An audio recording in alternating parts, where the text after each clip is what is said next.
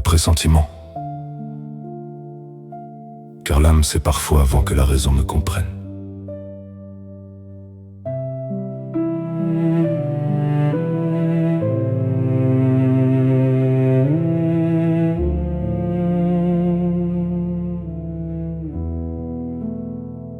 Du plus beau des rêves à la plus grande des peurs, il existe des choses qu'on ressent avant de les vivre.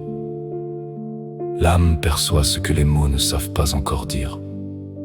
Le cœur se prépare à un destin qu'il presse déjà.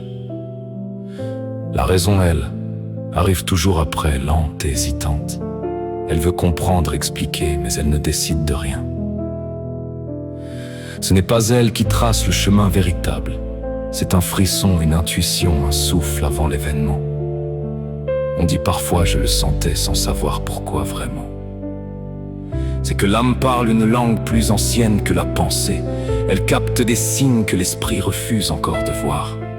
Le cœur, lui, s'émeut avant même que rien n'arrive. Il bat plus fort, comme s'il connaissait déjà la suite. Nous sommes traversés par des pressentiments qu'on n'ose pas nommer. Peur ou joie, ils s'installent avant que la raison ne juge. Peut-être sommes-nous reliés à quelque chose qui nous dépasse.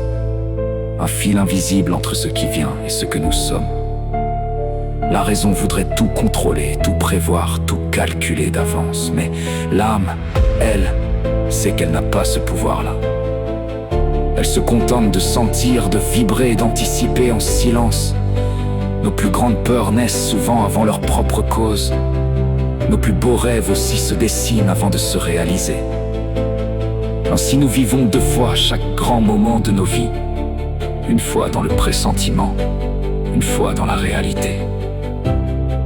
Et c'est peut-être là le mystère le plus fidèle de l'existence.